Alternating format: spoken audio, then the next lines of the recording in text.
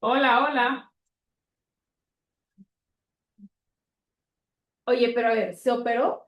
No. ¿O es de que trabajo de ella? Esto le pregunté yo también. Ajá. Gimnasio. Para saber si lo dan directo. Ah, la verga. Ah, sí, increíble su abdomen. Ok. Pero eso es lo que digo, por ejemplo, si eres flaca. A la bestia. Quiero un culo así. Ay. Qué bueno. Espero que eso ya se haya escuchado. Ahora lo voy a pausar. Listo. ¿Ya empezó todo? Sí. Bueno, en esta clase vamos a ver trastornos hemorrágicos en el recién nacido, igual presentado por mí. ¿Qué vamos a ver? Presentación clínica, enfermedad hemorrágica del recién nacido, enfermedad hemorrágica congénita, específicamente hemofilia y enfermedad de von Willebrand y reposición aguda de los factores de coagulación. Muy bien. Para empezar, vamos a ver que alrededor del 1% de todos los recién nacidos van a presentar hemorragias. Sin embargo, más de la mitad de todas estas hemorragias que van a presentar no van a tener relevancia clínica. Sin embargo, en las unidades de cuidados intensivos neonatales, estas prevalencias pueden alcanzar hasta el 10 y el 20% y pueden causar deterioro o ya tener una relevancia clínica dentro del paciente. Simplemente para recordar que tanto que los pacientes de neonatos tienen este equilibrio entre ser prohemorrágicos y protrombóticos y cualquier peso hacia un lado u otro de la balanza, pues va a tener alguna manifestación clínica en el paciente. Ahorita nos vamos a ir hacia el lado del sangrado. En la clase pasada vimos pues el lado de la trombosis. Entre los factores prohemorrágicos que se observan dentro del recién nacido es que esto va a presentar del 50 al 70% de los niveles de ciertos factores disminuidos a comparación de los valores que presenta un adulto sano. Estos factores que están disminuidos en la etapa neonatal es el factor 2, el factor 7, el factor 9, el factor 10, el factor 11, el factor 12, la calicreína, los simógenos de alto peso molecular y el cofactor 2 de la heparina. Algunos de estos son pues antitrombóticos y otros son antihemorrágicos. ¿Cómo se va a manifestar un sangrado en el recién nacido? Con cefalohematomas. Estos cefalohematomas pueden estar asociados o no al trauma obstétrico. Generalmente se van a presentar más en aquellos pacientes que fueron retirados con forceps o con valvas. Van a respetar la línea media y va a tener diferentes tamaños. Pues es esperado que un niño que nació con forceps o con valvas presente un cefalohematoma, pero un niño que nació por parto por vía vaginal y presentó un cefalohematoma y no tuvo un traumatismo mayor que el parto, pues hay que sospechar de que probablemente tiene un proceso in- que facilite el sangrado en los pacientes. También se puede presentar como hemorragias intracraneales, también asociadas al parto. Esta es una tomografía axial donde se observan los hematomas a nivel dentro del parénquima pulmonar, del parénquima cerebral. También pueden ser sangrados relacionados con traumatismos o sangrados cutáneos. Generalmente en los recién nacidos se asocian más a sangrados asociados a las punciones, donde se le realizó una punción al bebé, va a presentar un sangrado constante. También se pueden presentar petequias, púrpuras o equimosis.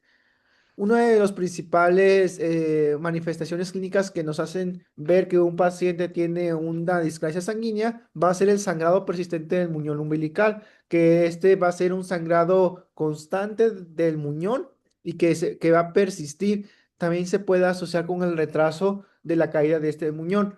Algo muy importante que vamos a ver en esta clase es los antecedentes.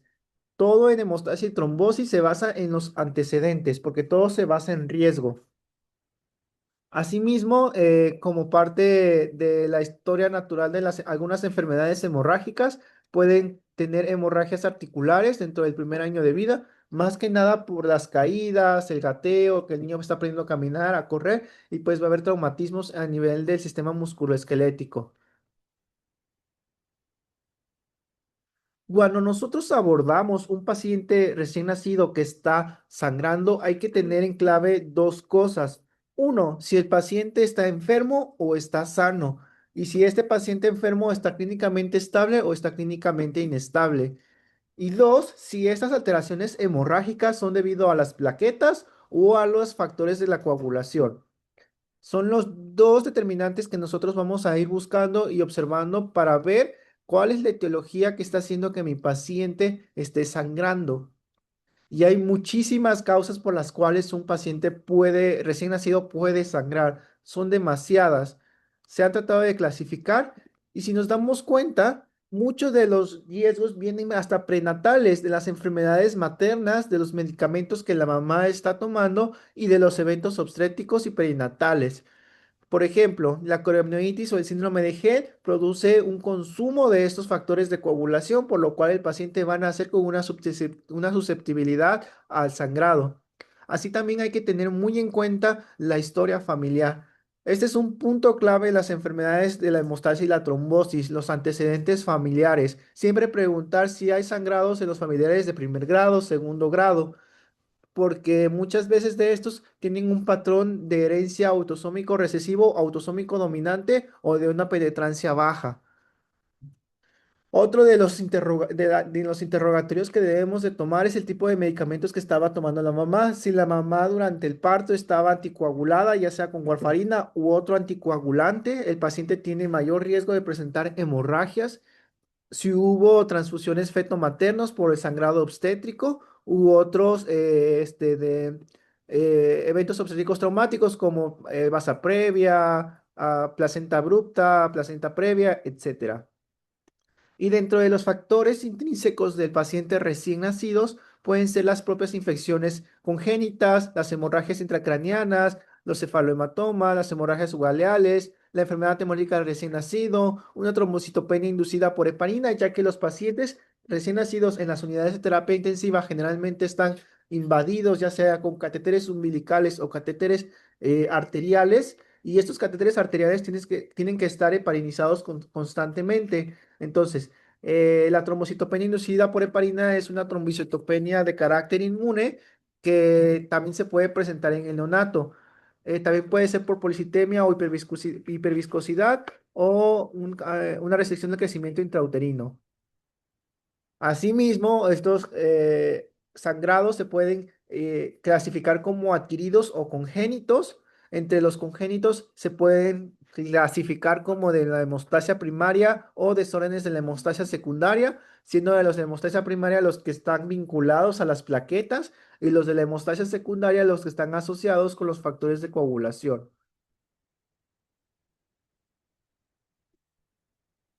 Entre las hereditarias, pues tenemos las hemofilias, la enfermedad de von Willebrand, las disfinoginemias, otras deficiencias raras del sistema de la coagulación o la tromboblastemia de Glassman. Y entre las adquiridas tenemos una deficiencia, un déficit de la vitamina K, la C y D, hepatopatías, problemas vasculares, el traumatismo es, obstétrico, que el paciente esté con ECMO, deficiencia de alfa-2 antiplasmina, trombocitopenias adquiridas inmunes o también no inmunes, y los trastornos cualitativos de las plaquetas, algunos asociados a medicamentos o a enfermedad de la madre. Asimismo, pues de acuerdo si el paciente es un recién nacido enfermo o sano, vamos a seguir un cierto algoritmo para irnos ubicando, ya que la hemostasia en los pacientes, no solamente en el recién nacido, sino a lo largo de toda la vida del ser humano, la hemostasia es un proceso dinámico que va a ir cambiando. Por eso hay que tener una valoración integral del paciente y saber que de acuerdo a la situación y al contexto del paciente, la hemostasia va a variar y hay que tener en cuenta todo eso. Si el paciente está enfermo, hay que tener en cuenta pues, las plaquetas, primero que nada, con una biometría hemática, que es algo muy sencillo de obtener, y de ahí vamos a ver si está normal o alterada. Si está normal o alterada, tenemos que ver los tiempos de coagulación, tanto el TP como el TTPA, y ver si están alargados o normal. Ahorita les voy a explicar cómo leer el TP y el TTPA. Igualmente, en un contexto de un recién nacido sano, tenemos que ver el recuento de plaquetas, si está normal o alterada, y cómo está el TP y el TTPA, el TTPA. Y aquí también igual, de acuerdo a cuál es el que esté alargado nos vamos a ir como hacia un lado propio del algoritmo. Pero está muy bonito eso de los exámenes de laboratorio y la valoración de la hemostasia, pero realmente tomar esos exámenes son más complejos de los que uno cree. Uno piensa que con solo ir a tomar su tubito morado y su tubito azul, pues ya está haciendo toda la valoración de la hemostasia. Sin embargo, esto es más complejo de lo que parece, ya que hay la principal alteración en los exámenes de laboratorio relacionados a la hemostasia, están relacionados a que se toman mal los exámenes. Esa es una de las principales causas y muchas veces los médicos tratan los exámenes de laboratorio en vez de la clínica, cuando es al contrario, uno se debe de centrar en la clínica del paciente y los exámenes de laboratorio deben de ser una guía hacia el diagnóstico del paciente, más no el diagnóstico del paciente. Y muchas veces se deja al lado este abordaje clínico. Y como les comenté previamente, una de las cosas más importantes y que quiero recalcar dentro de la hemostasia son los antecedentes heredofamiliares. Hay que preguntar de manera intencionada en los familiares de primer grado y segundo grado antecedentes de sangrados en la familia. Nos debemos ir desde los antecedentes perinatales de los padres, más que nada también del papá y de la mamá, de los hermanos del paciente, investigar si hay sangrados en las etapas perinatales asociadas al cordón umbilical o también a hematomas en carrillos al momento de la lactancia, ya que pues no es normal que un paciente solo por estar en una posición se cree un hematoma. También en la madre es muy importante preguntar cómo sus antecedentes obstétricos. Hay que investigar cómo es que son sus sangrados menstruales y también sus antecedentes quirúrgicos, si al momento de alguna cirugía, extracción dental, tuvo sangrados. Y esto también se le pregunta para el papá y para los hermanos, si el paciente tiene hermanos. Esto es muy importante para el abordaje del paciente con hemostasia y trombosis, los antecedentes familiares, y es algo que nos debe de quedar claro para empezar cuando investigamos las enfermedades de sangrados. Teniendo en cuenta esto, nos vamos con el segundo paso, que son la valoración de los exámenes de laboratorio. Hay que investigar y hay muchos exámenes los que se pueden tomar. Aquí es una tablita de muchos de los exámenes que se toman.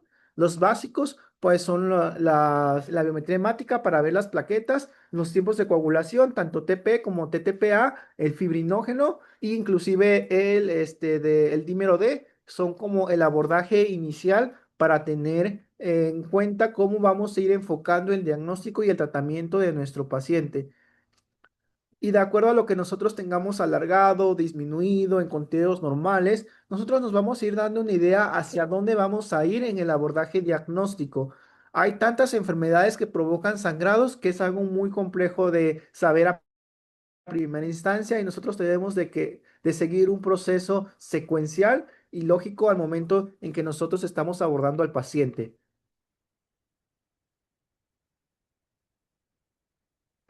Hay algunas bibliografías que nos hablan de que aparte de los exámenes básicos tenemos que hacer pruebas de funcionalidad de plaquetas. La verdad es que este artículo ya es algo obsoleto porque ahora están las pruebas viscoelásticas que ya se están haciendo mucho en las unidades de cuidados intensivos y pues ya también hay algoritmos de diagnósticos para saber cómo tratar el sangrado del paciente o la trombosis del paciente de acuerdo a estos ensayos. Sin embargo, lo esencial y lo inicial son nuestra biometría hemática, nuestro fibrinógeno y nuestros tiempos de coagulación, con lo cual nos vamos a ir siguiendo un abordaje. Y pues es muy fácil decir de que el TTPA está alargado, pues tiene alguna coagulopatía, el TP está alargado, tiene una coagulopatía, el fibrinógeno está disminuido, tiene una hipofibrinogenemia, el dímero D está elevado, pues está consumiendo fibrinógeno, las plaquetas están bajas, pues hay que pasarle plaqueta. ¿Cuándo es más complejo de que eso? Porque nosotros debemos interpretarlo de acuerdo a la fisiología. Los tiempos de coagulación son una prueba ex vivo, está fuera del paciente y se hace en un tubo de ensayo. Entonces, no expresa lo que realmente está pasando en la fisiología del paciente, pero sí expresa la funcionalidad de los reactivos que nosotros estamos buscando. El TTPA nos va a evaluar la vía intrínseca y la vía común. Y la vía intrínseca empieza desde la exposición de los simógenos de alto peso molecular y la precalicraína, la activación del factor 12, del 11, del 9, del 8, hasta llegar a la vía común con la activación del factor 5. Mientras que el TP nos va a evaluar la vía extrínseca. Y esto va a ir desde la exposición del factor tisular que se va a unir al factor 7 para activarlo y activar la vía común. El TTPA ahí me lo enseñaron como una casita, es una P que está dentro de dos T's, entonces es intrínseco. El TP es una P que está hacia afuera, entonces es la vía extrínseca, es como es una manera sencilla de aprenderse. ¿Qué valor el TTP? Como la P está dentro de dos T's, en una casita, está dentro, intrínseco. Como la P está afuera en el TP, extrínseco está afuera. ¿Sí? Es como una manera sencilla. Ya de memoria uno se tiene que aprender, o por lógica se tiene que aprender, o por fisiología, los factores de la coagulación, pero realmente está sencillo, porque el TP solo evalúa el factor tisular y el factor 7, mientras que el TTPA pues evalúa los demás que no son el factor tisular y el factor 7. Y la vía común pues evalúa el 10, el 2 principalmente y el fibrinógeno, pero también para el fibrinógeno tenemos directamente los valores cuantitativos y cualitativos del fibrinógeno. Algo muy difícil de evaluar es el factor 13, ya que este no se va a ver alterado en ninguno de los tiempos de coagulación. Las deficiencias de factor 13, los pacientes generalmente tienen sangrados cutáneos o sangrados tardíos que no van a expresar ninguna alteración si no es severa la deficiencia en ninguno de los tiempos de coagulación, y van a tener son pacientes con conteos plaquetarios normales, con pruebas de función plaquetarias normales, con tiempos de coagulación normales, pero que el paciente tiene una desgracia sanguínea. Entonces, como que ahí podemos pensar de que va hacia el factor 13. Eso es ex vivo. Ahora, in vivo, ¿cómo se evalúa?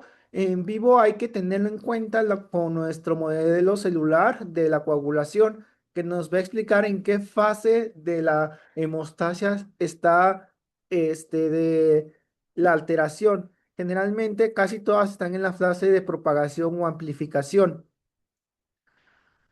Con la activación del factor 8, el factor 9, que son factores que se expresan más en la propagación de la fase de la coagulación, donde va a haber un aumento exponencial de los factores de coagulación para la formación de nuestro coágulo y evitar que la sangre salga de nuestro vaso sanguíneo, pues nosotros vamos a irnos hacia ese lado. Hay otras deficiencias como las deficiencias del factor 7, que son más raras, pero también están presentes, que nos van a ir desde la fase, desde la iniciación. En la fase de la amplificación nos vamos a ir ya con la formación de la fibrina, donde las alteraciones pueden estar presentes desde la cantidad o la calidad de nuestro fibrinógeno, como también de la deficiencia parcial o importante del factor 13, que es el factor estabilizador de la fibrina.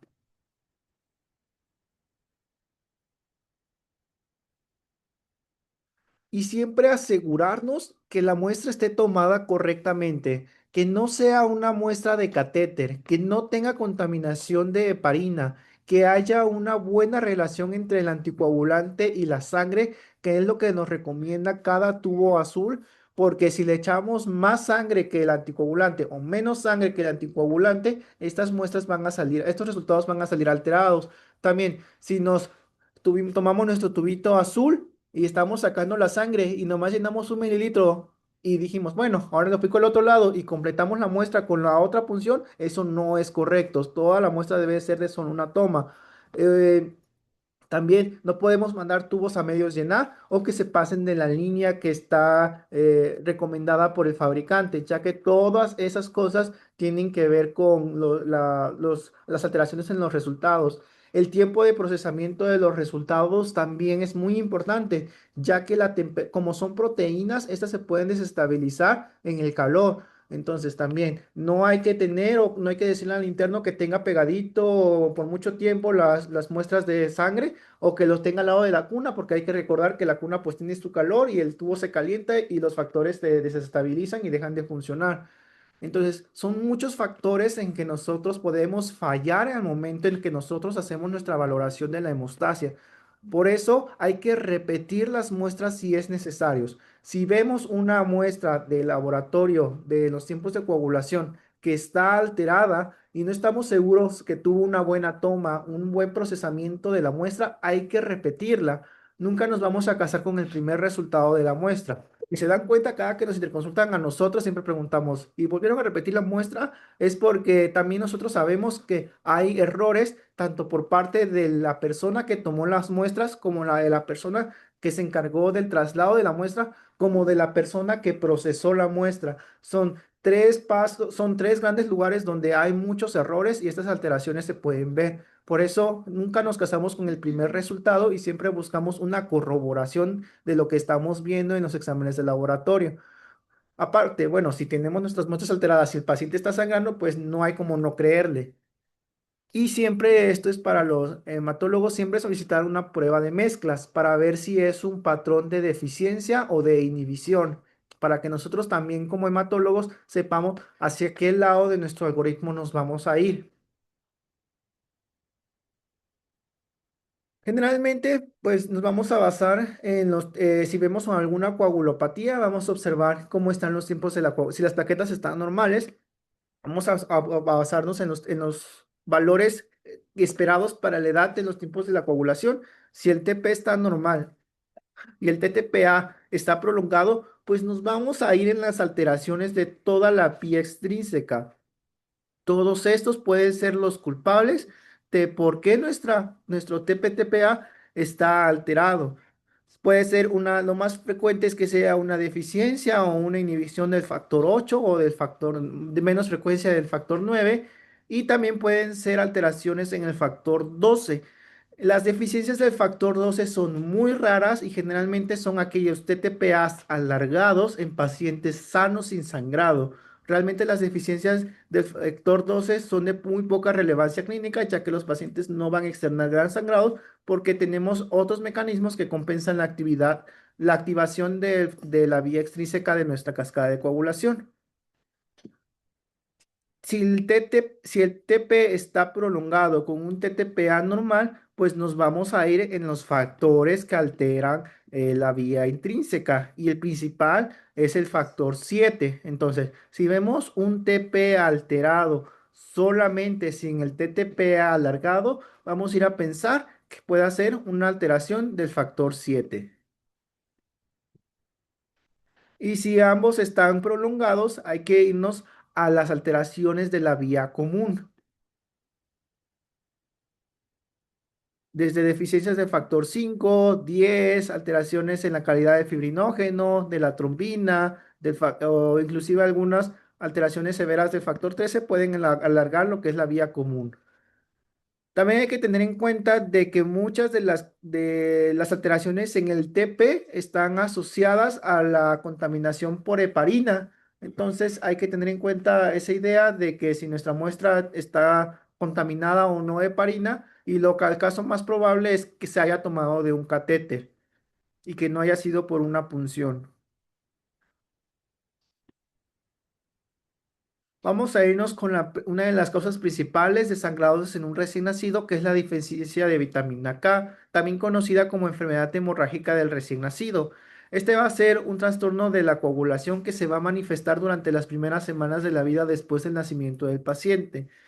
Esto es porque la vitamina K es una vitamina liposoluble que se sintetiza principalmente en la flora bacteriana intestinal. En el adulto no hay problemas porque nuestra flora intestinal, nuestra microbiota está totalmente desarrollada y pues tenemos una muy buena producción de vitamina K. Y aparte la vitamina K viene en en su forma fito, viene en muchas verduras verdes y ahí las podemos consumir con mayor facilidad. Sin embargo, en el recién nacido esto es más complicado, ya que su microbiota todavía se está desarrollando y muchas veces se habla de que hay cierta esterilidad en el intestino, que es falso, no hay esterilidad en el intestino del recién nacido, ustedes ya lo saben, si hay microbiota en el recién nacido que se puede ver alterado por el nacimiento por cesárea o por si no tuvo el calostro o si no tiene buena técnica de lactancia materna y está alimentado solamente con sus cereales de la lactancia materna.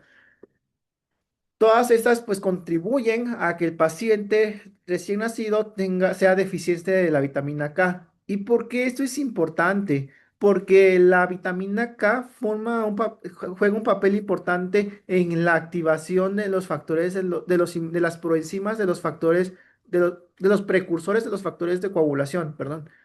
Y esto es por una gamma carboxilación en los factores 2, 7, 9 y 10.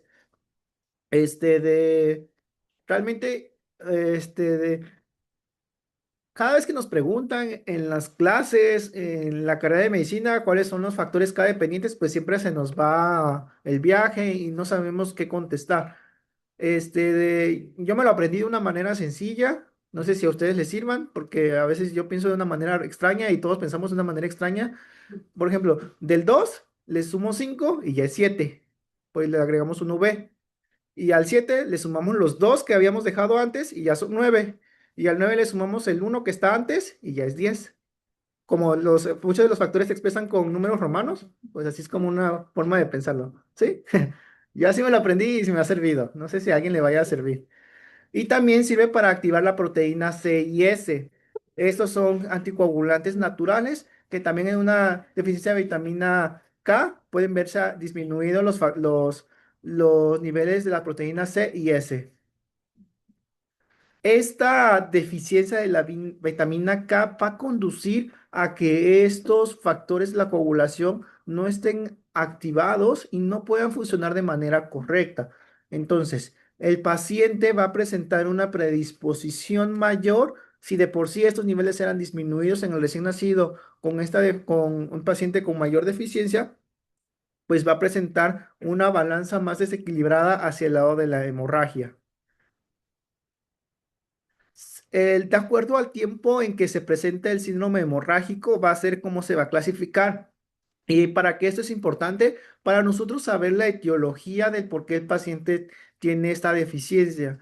Si es dentro de las primeras 24 horas donde hay esta deficiencia de vitamina K, donde los factores K dependientes están disminuidos, nosotros podemos asociarlo a factores maternos, como la medicación, que la mamá esté tomando algún tipo de anticonvulsivante, un antibiótico o un inhibidor de la vitamina K, como puede ser la warfarina.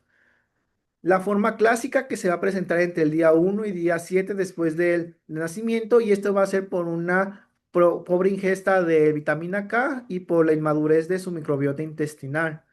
Mientras que presentaciones tardías de mayor de entre la semana 1 y 8 o que se esperen mayor de la semana 4, vamos a pensar por síndromes de malabsorción, de cómo pueden ser atresias biliares, fibrosis quística, deficiencias de alfa 1 antitripsina y rara vez por los antibióticos. Entonces, ¿de acuerdo en que nosotros vayamos identificando este síndrome de deficiencia acá? Nosotros vamos a ir pensando el por qué nuestro paciente está deficiente. ¿Por qué? Porque actualmente la OMS tiene la recomendación de la profilaxis universal de vitamina K en todos los recién nacidos. Y pues esta profilaxis universal disminuyó de manera considerable la incidencia de la enfermedad hemorrágica del recién nacido. Y generalmente esta profilaxis nos protege de la forma clásica de la deficiencia de vitamina K. Si nuestro paciente tuvo la profilaxis de la vitamina K y presenta sangrado, también puede ser un síndrome, una enfermedad hemorrágica del recién nacido, ya que no nos protege para la forma tardía, ya que la forma tardía se debe a que hay una mala absorción de esta vitamina K. La forma clásica tiene una incidencia de 0,25 hasta 1,7 de todos los recién nacidos que no han recibido una profilaxis adecuada de vitamina K. Hay que recordar que esta palabra, profilaxis adecuada, ya que hay muchas maneras de nosotros dar la profilaxis, ya sea vía oral, vía subcutánea, vía intravenosa o vía intramuscular. La que más se utiliza es la vía intramuscular, pero también hay que observar dónde se aplicó esta vía intramuscular, porque hay errores comunes donde la aplicación intramuscular haya sido incorrecta, donde se aplicó la cantidad inadecuada de una manera inadecuada en el paciente, ya que se puede aplicar que no haya sido la dosis, que la vitamina K haya sido expuesto a la luz, porque muchas veces por el ajetreo del recibimiento del paciente, pues la jeringuita de la vitamina K está en la cuna ya preparada y le está dando la luz y pues ya se inactivó, o ya pasó, lo preparamos desde mucho tiempo en una temperatura que está muy caliente o muy fría o etcétera, y pues la vitamina K se llega a alterar y pues ya es una aplicación inadecuada de la vitamina K. También hay muchos factores y muchos errores que juegan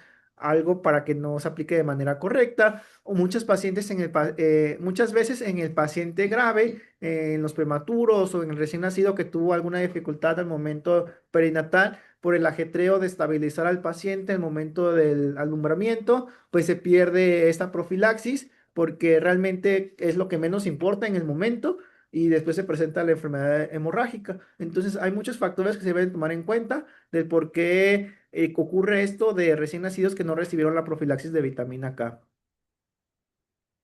La fase tardía tiene una incidencia de 4 a 10 por cada 100.000 recién nacidos vivos y más que nada está asociada a una ausencia incorrecta, a una ausencia de una profilaxis correcta de la vitamina K con una mala absorción intestinal que pueden ser las causas que ya vimos anteriormente.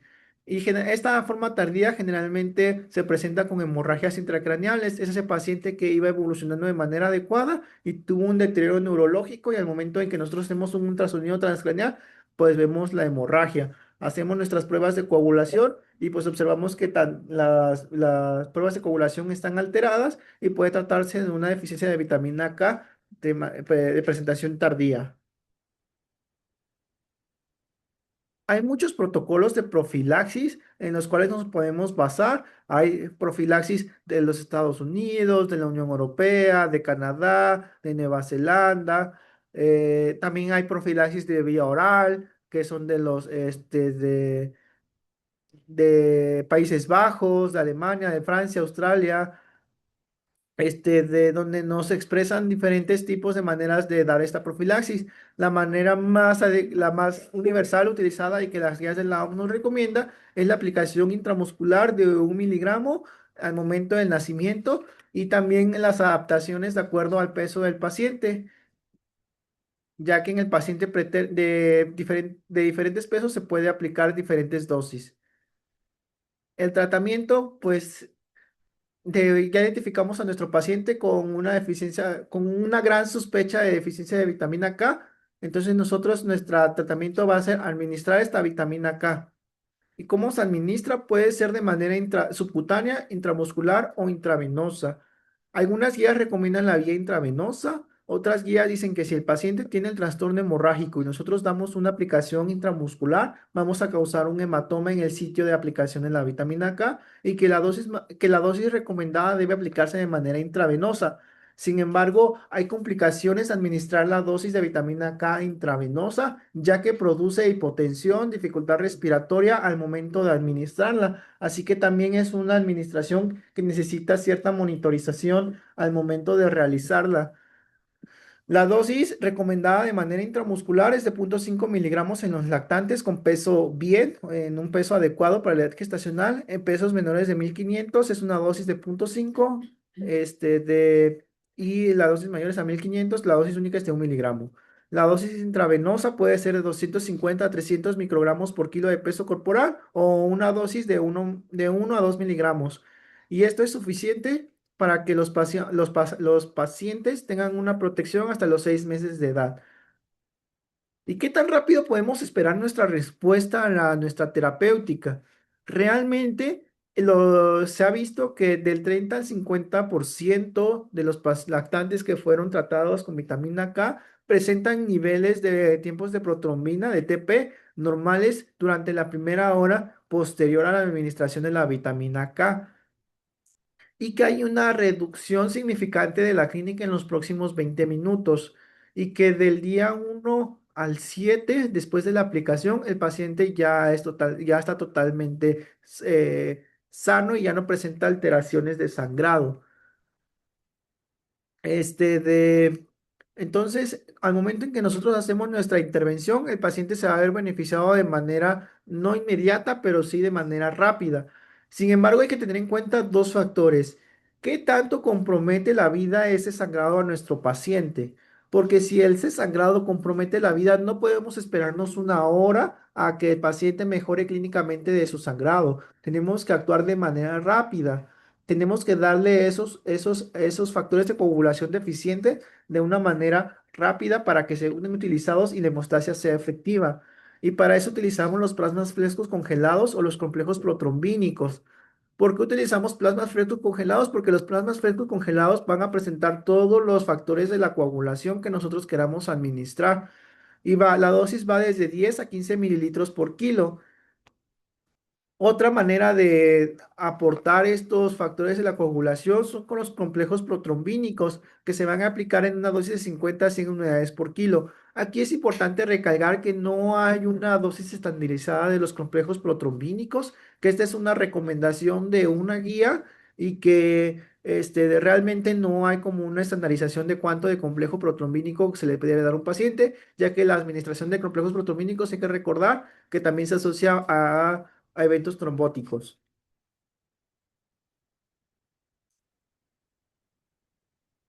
Esto fue con relación a la... Ah, ya algo muy importante que actualmente está de moda en los países europeos, en Estados Unidos, que son los partos amigables, en casa, naturales, donde la mamá no acepta las intervenciones médicas. Y pues eso ha creado un repunte a la aparición de las enfermedades hemorrágicas del recién nacidos, ya que los padres no aceptan que la aplicación de la vitamina K en los pacientes porque es una intervención médica y pues ya no jugó con la naturalidad del nacimiento de su niño.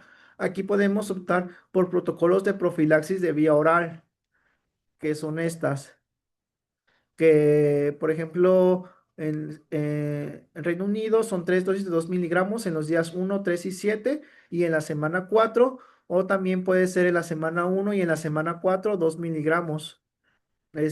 Son como los protocolos de vía oral que recomiendan en los lugares donde los papás no aceptan la aplicación intramuscular de la vitamina K.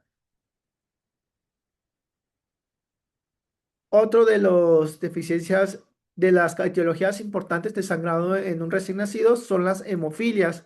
Las hemofilias son trastornos hemorrágicos congénitos que se pueden presentar dentro del periodo neonatal. La hemofilia A va a ser una deficiencia congénita de factor 8, mientras que la hemofilia B va a ser una deficiencia congénita de factor 9. ¿Dónde están estos factores presentes dentro de nuestra cascada de la coagulación? Pues están en la vía intrínseca. Entonces, ¿qué se va a ver alterado? El TTPA. Entonces, en un paciente con alta sospecha de hemofilia, vamos a ver TTPAs alargados con TPs e INRs normales, ¿sí? Porque muchas veces también vemos alterados algún tiempo de coagulación, principalmente de TP, porque es la que mayor se contamina con heparina, y ya están diciendo que probablemente se trata de una hemofilia, cuando realmente la elaboración de la hemofilia nos vamos más por el TTPA, porque pertenece a la vía intrínseca.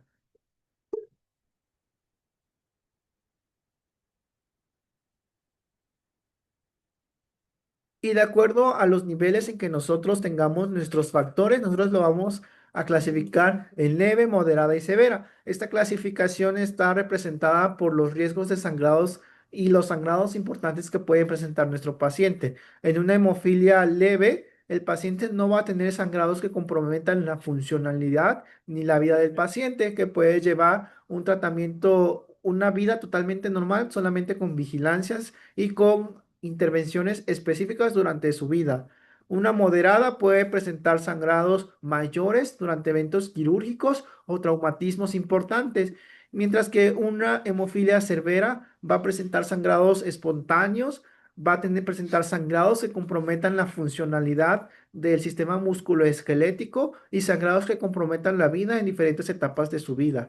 Para eso es la clasificación de la hemofilia. Aunque actualmente se sabe que para que evitar los trastornos asociados a la funcionalidad del sistema musculoesquelético, los niveles de factores deben de estar mayor a 15 unidades, donde el riesgo de microsangrados está totalmente disminuidos. Ya se sabe que niveles arriba del 1%, entre el 1 y el 5%, realmente no nos protege, no protege a los pacientes de los microsangrados. Y algo muy importante que ahorita les voy a comentar es de que una determinación de factor 8 y de factor 9 al momento del nacimiento no define el diagnóstico de nuestro paciente. Siempre hay que repetir la muestra 3 meses después o 6 meses después de que nosotros estamos haciendo el abordaje diagnóstico.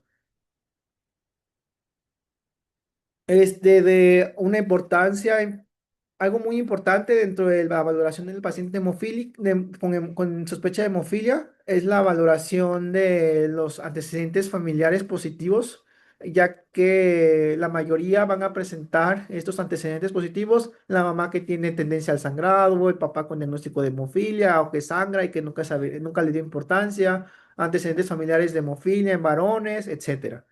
Sin embargo, aproximadamente un tercio de las hemofilias ocurren en ausencia de antecedentes familiares positivos. ¿Qué quiere decir esto? Hasta el 30% de los pacientes con diagnóstico, de todas las hemofilias diagnosticadas son por mutaciones de novo, o sea, no hay ningún antecedente heredofamiliar previo.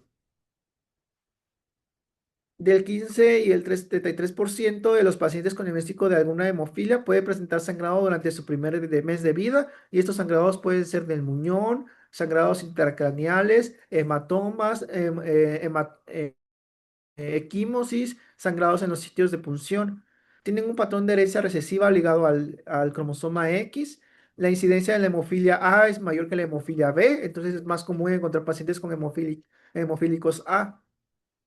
Y esto es muy importante porque nosotros en nuestras valoraciones que le vamos a hacer a la paciente, que sea, mejor dicho, en las pacientes con hemofilia o que con antecedentes familiares positivos de hemofilia o con que se conozcan portadoras de hemofilia, el patrón es muy importante, ya que si la mamá es portadora o tiene la enfermedad de hemofilia, tiene un 50% de probabilidad de que su hijo varón tenga hemofilia y tiene el 50% de que que su hija de sexo femenino sea portadora o tenga niveles deficientes relevantes de factor 8. ¿Por qué 50%? Porque solo estamos tomando los niños, o sea, tiene la probabilidad de 25 y 25 de cada niño, pero sumados son 50. Y como para hacer un énfasis así un poquito más dramático y la paciente como que le dé esa importancia, decimos que el 50% de sus hijos pueden ser hemofílicos, de sus hijos varones. Hay que hacer esa especificación. Mientras que del papá, si el papá es hemofílico y la mamá no tiene el gen mutado, pues los varones están totalmente protegidos y van a ser normales porque no van a heredar el X del papá, sino que quienes van a heredar el X del papá van a ser las mujeres y tienen una gran posibilidad de que todas, si el 100% de las hijas que vayan a tener van a ser portadores o van a presentar una deficiencia de ese factor de coagulación correspondiente. Ya no decimos portadoras, porque las pacientes femeninas ya no solamente son portadoras. Actualmente de 2020 ya se reclasificó y pueden ser portadoras sintomáticas, asintomáticas o hemofílicas. Y decirles a todas las mujeres portadoras es invisibilizar a todas las mujeres que sí son hemofílicas. Por eso ya es pacientes que pueden tener la deficiencia, parcial o importante. La hemofilia A sí se puede hacer un diagnóstico temprano en los primeros horas de la vida, ya que los niveles de factor 8 van al momento del nacimiento sí están comparables o ligeramente aumentados en comparación a los valores normales de un adulto. Sin embargo, también puede haber falsos negativos debido a que estos valores están ligeramente más elevados y por eso es importante repetir la muestra 3 a 6 meses después para asegurarnos un buen diagnóstico, ya que generalmente los niveles de factor 8 están aumentados durante el nacimiento.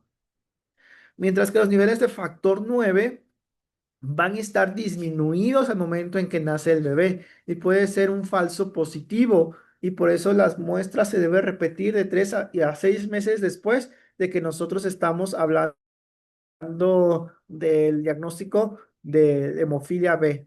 O sea, generalmente no nos vamos a quedar con la primera determinación para hacer el diagnóstico de hemofilia. Así que si algún resultado está dentro del límite inferior, está positivo o está negativo, pero hay una alta sospecha clínica o genética, hay que repetir los valores 3, 6 meses, 12 meses después de que nosotros estamos haciendo nuestra valoración. También ya nosotros tenemos a nuestra paciente que se sabe con la alteración genética para la hemorfilia y que hay una gran probabilidad de que el producto que tenga el paciente tenga una deficiencia de estos factores, se puede hacer el diagnóstico prenatal, ya sea con una biopsia de vellosidades coriónicas a partir de la semana 11 y 14 y se recomienda que se haga antes de la semana 15. Este fue un artículo alemán donde el aborto sí está autorizado para los diagnósticos de hemofilia. De aquí me parece que no está autorizado el aborto para los pacientes con este tipo, con esta enfermedad, pero se recomienda entre la semana 11 y 14 para realizar el diagnóstico prenatal. Actualmente hay medidas no invasivas para realizar el diagnóstico prenatal, como puede ser el test de DNA fetal, donde se le toma una muestra de la mamá y se identifica, se aísla el DNA fetal y de ahí se hace la prueba diagnóstica para el diagnóstico prenatal. En el contexto donde ya sabemos que la mamá tiene la mutación para la deficiencia de del factor 8 o 9, nosotros debemos estar preparados para recibir un paciente potencialmente con el diagnóstico de una hemofilia. Y esto es muy importante ya que el principal factor de riesgo para que el paciente tenga sangrado es que haya un traumatismo. Y no hay nada más traumático para un niño al momento en que están naciendo que nacer, porque pasa por el canal vaginal o pasa que pues en la cesárea, pasan muchas cosas también. Nosotros sabemos que aquí pues en México la obstetricia no es la mejor y que pues hay muchos traumas al momento en que el paciente nace. Entonces hay que prepararnos, hay que tener un checklist al momento de recibir a este paciente para minimizar el daño que el paciente va a presentar. Y el test checklist va desde la mamá. Hay que tener la medición de los factores 8 y 9 de la mamá al momento en que estuvo embarazada y al momento perinatal, porque la mamá puede complicarse al momento del alumbramiento, porque va a poder presentar más. Hay que tener un asesoramiento adecuado de la historia de sangrado. Aquí se recomienda que haya un asesoramiento genético y una toma del panel genético de hemofilia. En los diagnósticos de hemofilia de varones no hay necesidad de tener el panel genético, simplemente con los valores de los factores, de la determinación de la actividad de los factores es suficiente para hacer el diagnóstico, pero en una mujer sí se recomienda tener la mutación para ver qué tipo de mutación es la que tiene portadora tiene presente la madre, porque hay que recordar que hay mutaciones que se asocian a una hemofilia severa, como son las de lesiones del intrón 22 y del intrón 21, intrón 1, perdón, de 22 y 1 es. Y saber qué riesgo se le va a dar a los hijos que tengan la paciente. Al momento del embarazo y del alumbramiento, hay que planear cómo va a ser este nacimiento, ya que hay que ver si va a ser por parto o cesárea.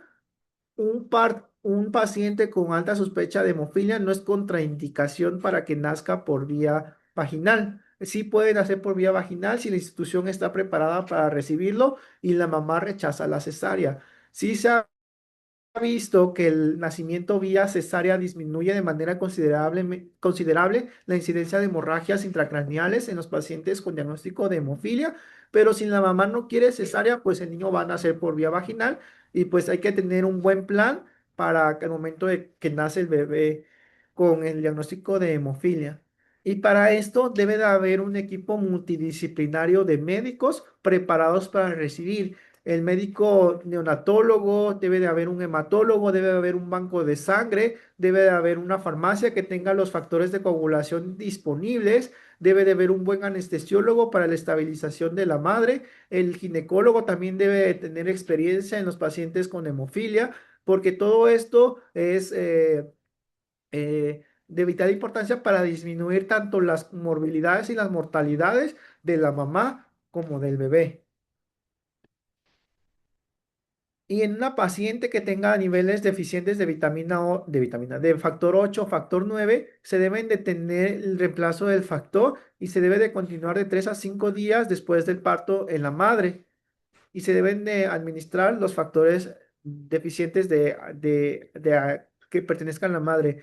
Al igual del recién nacido, hay que tener una adecuada vigilancia de acuerdo al cuadro clínico. Hay que realizar ultrasonidos transfontanelares de manera periódica.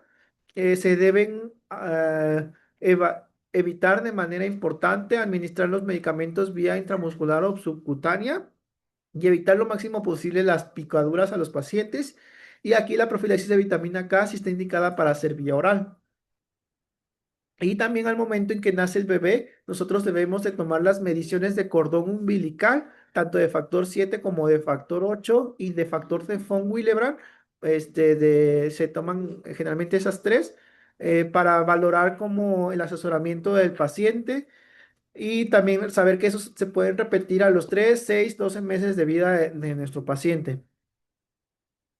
Y se debe referir al paciente a un centro preparado para atender pacientes con hemofilia. ¿Y cómo se debe de hacer?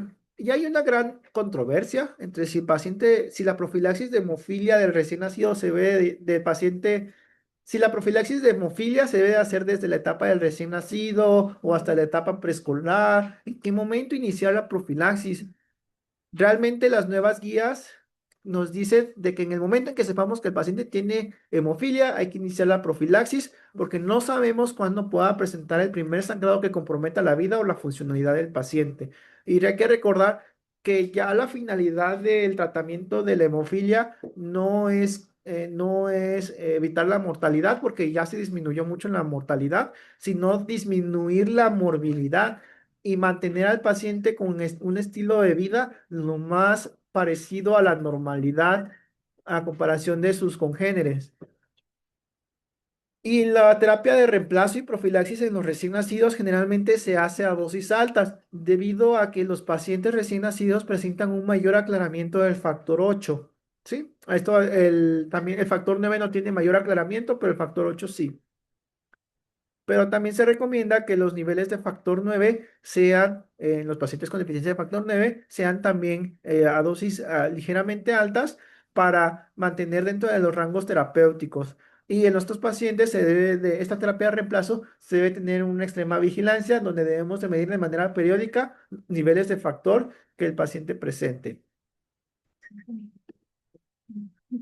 La enfermedad de von Willebrand, pues es una enfermedad, es un trastorno hereditario más frecuente. Se conocen tres tipos de acuerdo si su deficiencia es cuantitativa, cualitativa o una cuantitativa importante. La tipo 1 es una deficiencia cuantitativa leve, mientras que la deficiencia tipo 3 es una deficiencia cuantitativa severa. Los tipo 2 son cualitativas, ya sea en la estructura del factor de von Willebrand, a la manera en la que se unen a las plaquetas o a la manera en la que se activan. El factor de von Willebrand tiene una función importante tanto en la hemostasia primaria como en la secundaria, ya que de acuerdo a su interacción plaquetaria, este puede ser un factor importante de activación. También el factor de von Willebrand ayuda a mantener los niveles adecuados de factor 8, ya que van unidos y les da estabilidad al factor 8, y eso evita que tenga un aclaramiento rápido al momento de que hace su depuración renal del factor 8. Y también, pues, es un importante activador de la vía intrínseca de la coagulación. Así que deficiencias de factor de von Willebrand nos pueden dar trastornos de sangrados inmediatos como tardíos, como si fuera un trastorno de la hemostasia primaria y secundaria. Y hay algo muy importante que hay que conocer, es la de la profilaxis de la enfermedad de von Willebrand. Realmente se debe dar una profilaxis. En la enfermedad de von Willebrand severa, actualmente se están viendo que hay la nueva moda es dar la profilaxis porque también esos pacientes sangran de músculos, sangran de articulaciones y también se deben de dar esta profilaxis y hay concentrados de factor de von Willebrand que generalmente son de derivados plasmáticos y cada una tiene una concentración diferente. La dosis, aquí está, de 40 a 60 unidades por kilo, dos veces o tres veces por semana, de acuerdo a los requerimientos del paciente. Y también puede haber dosis a demanda en los momentos en que hay sangrados. Y si ya se hizo la prueba de desmopresina, se puede dar la desmopresina como para aumentar los niveles valle de factor de von Willebrand. Esta es una tabla comparativa tanto de las enfermedades de von Willebrand como de hemofilia. Y de cómo debe de las características clínicas, ya después lo podemos checar. Hay otras coagulopatías menos comunes que van a haber alteraciones de sangrados, que no van a, vamos a tener estos pacientes que tienen factor 7, factor 8, factor 9, factor de von Willebrand normales y que aún así presentan sangrados importantes y alteraciones en los factores de coagulación. Y de manera acumulada, estos tienen una incidencia del 13 al 5%, pero de manera individual tienen una incidencia súper baja, ya que son muy raros y pueden ser cualquiera de los factores de coagulación. Hay muy pocos recombinantes para cada uno. Si hay recombinantes para el factor 7, si hay recombinante para el factor 13, pero no, y hay recombinantes para el factor 5, pero no para todos hay. Y al momento en que nosotros estamos haciendo nuestro abordaje, pues no vamos a tener a primera mano la determinación de los valores de los factores. Y lo ideal es pasar algo que tenga todo. Entonces, ¿qué es lo que tiene todo? El plasma fresco congelado. Y hay que recordar que tratamos al paciente y no a exámenes de laboratorio. O sea, si el paciente tiene sangrado, hay que tratarlo. Si el paciente no tiene sangrado que comprometa la vida, hay que estudiarlo y abordarlo. Estos son todos las deficiencias raras y cómo se pueden tratar. Y generalmente todos tienen como factor común la presencia, la aplicación de factor de plasma fresco congelado. Las dosis van de 10 a 15 mililitros por kilo y también si nosotros tenemos alguna determinación de una deficiencia de algún factor específico, nosotros lo podemos pasar. Esta tablita realmente está desactualizada porque dice que se debe pasar en difusión continua la administración de factores y realmente se sabe que no hay diferencia entre pasar entre dosis única y dosis de infusión continua. Lo indicado sería pasar en dosis única por horario. ¿Y qué damos en caso de que nosotros tengamos una sospecha de alguna deficiencia? Crioprecipitados o PFC. Los crioprecipitados que contienen concentraciones mayores de factor de von Willebrand, factor 8, fibrinógeno y factor 13 al momento en que nosotros lo aplicamos, pero no del resto de los factores que podrían estar deficientes en nuestro paciente. Si nosotros ya sabemos que tiene alguna deficiencia específica, que el crioprecipitado lo tiene, lo podemos administrar y se recomienda una dosis de una unidad por cada 5 a 10 kilos de peso corporal y eso deben infundirse de 10 a 30 minutos. Si el paciente no tiene una deficiencia de los factores que contiene el factor de los del crioprecipitado, pasamos un plasma fresco congelado, ya que este va a tener todos. Y sería todo. Muy bien. Muy bien.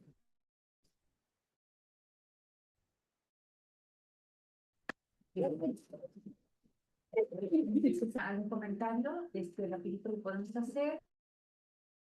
Y si algo se acuerdan antes de empezar la siguiente clase. Recordemos sí que les quede bien claro, ya lo dijimos ahí, el paciente que sangra y todos los exámenes son normales, cuantifiquen su factor 3. Esa no es la alteración de ninguna o del otro. Y el niño está sangrando, entonces hay que pensar en deficiencia del factor 3. Esto siempre es pregunta del examen del consejo. Muy bien. Gracias, chicos. Nada más muestran, creo que están todos también.